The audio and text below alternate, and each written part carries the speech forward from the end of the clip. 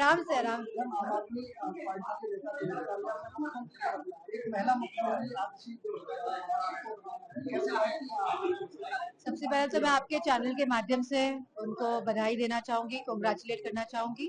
और वो एक युवा है, महिला है, और मैं समझती हूँ पढ़ी लिखी हैं, और मुझे पूरी उम्मीद है कि वो बहुत अच्छा काम करेंगी।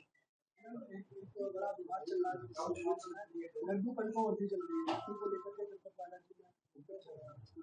कैसे देखती हैं आप उनको लेकर के और इस तरीके की चीजें? मैं समझती हूँ कि कहीं ना कहीं ये जो फूड अडल्ट्रेशन डिपार्टमेंट है, इसकी नाकामी रही है कि ये लोग भाप नहीं पाए हैं, और लगातार इस तरह का अडल्ट्रेशन जो आम लोगों के खाने में भी बहुत भारी मात्रा में हो रहा है, जिसके बारे में कोई संज्ञान नहीं लिया जा रहा है। और मैं समझती हूँ कि जो ये हमारा फूड अडल्ट्रेशन डिपार्टमेंट है, इसको पूरी तरह काम करना चाहिए, और ये जांच बिठानी भी चाहिए। जिस तरह आप बता रहे हैं कि तिरुपति बालाजी के लड्डू में जो अडल्ट्रेशन का मामला आया है, तो ये बहुत ही नाजुक मामला भी है, क्योंकि कहीं ना कहीं ये हमारे श्रद्धा से जुड़ा हुआ मामला है। और इसी तरह की बात हमारे वृंदावन में भी सुनने को मिली है, जहाँ पे सही किस्म का खोए का इस्तेमाल नहीं हो रहा है, या उसमें भी मिलावट हो रही है। तो मैं समझती हूँ कि अब इस डिपार्टमेंट को कुछ काम करना चाहिए, क्योंकि सरकार भारतीय जनता पार्टी है की है, तो उनको पूरी जिम्मेदारी के साथ इस पे काम करवाना चाहिए। मंदिर परिसर में बिकने वाले प्रसाद के लड्डू की अब जांच शुरू होगी, सभी मंदिर मठों में जांच होगी। नहीं, होनी चाहिए, मंदिर के लड्डुओं की भी जांच होनी चाहिए, आम इंसान के खाने की भी जांच होनी चाहिए कि किस तरह मिलावटी खाना जन जन तक पहुंचाया जा रहा है, किस तरह तेल में मिलावट है, अनाज में मिलावट है, कहीं ना कहीं जिसकी वजह से आज गंभीर बीमारियों से लोग त्रस्त है। तो कहीं ना कहीं फूड अडल्ट्रेशन बहुत बड़ी भूमिका में है। सुप्रीम कोर्ट ने कैसे देखती हैं? मैं समझती हूँ कि बुलडोजर जो लोग चला रहे थे, हम जानते हैं कि मैनपुरी में भी बुलडोजर लेकर आए थे, और किस तरह मैनपुरी के जो सभी लोगों ने एक साथ मिलकर इस बुलडोजर को वापस भेजने का काम किया। तो कहीं ना कहीं जहाँ सुप्रीम कोर्ट में इसमें रोक लगाई है, तो ये बुलडोजर चलाना अपने आप में ही असंवैधानिक है, अपने आप में ही यह कानून के विरुद्ध है। तो ये एक अच्छा कदम मैं मानती सीएम योगी का एक और बयान आ गया हूँ।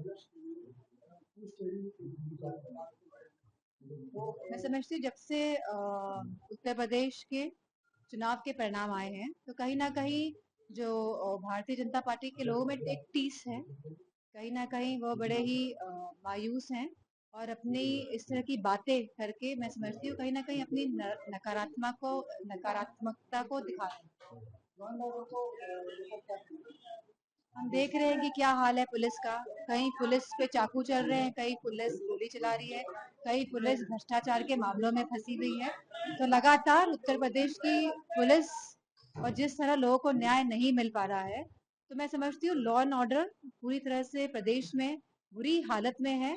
और खाली बुलडोजर दिखाने से या चलाने से मैं समझती हूँ ये एक तरह का परसेप्शन या एक तरह की धुंध लोगों के बीच में ऐसी बनाना चाहते हैं कि कानून व्यवस्था चरम अच्छी है, लेकिन पूरी तरह से कानून व्यवस्था ध्वस्त है। महिलाओं की सुरक्षा का मामला हो, चाहे हमारे अति पिछड़े पिछड़े दलित समाज के लोगों के जो अत्याचार लगातार बढ़ रहे हैं, और जिस तरह एनसीआरबी के आंकड़े आए हैं, हमें देखने को मिलेगा कि लगातार आंकड़े के हिसाब से उत्तर प्रदेश में महिलाओं के साथ, हमारे पिछड़े भाइयों के साथ, अति पिछड़े भाइयों के साथ, हमारे एससी एसटी समाज के साथ किस तरह लगातार अपराध बढ़ते हुए दिखाई दे रहे हैं।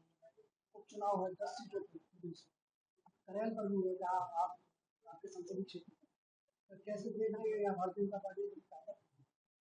नहीं, अच्छी बात है कि ताकत झोंकेंगे, क्योंकि पूरे सियासत, पूरी मशीनरी, अधिकारी सब इन्हीं के हाथ में। हमने देखा कि किस तरह बीएलओ जाति विशेष के हटाया जा रहा है, किस तरह अधिकारी जाति विशेष को हटाया जा रहा है, पुलिस वाले जाति विशेष को हटाया जा रहा है।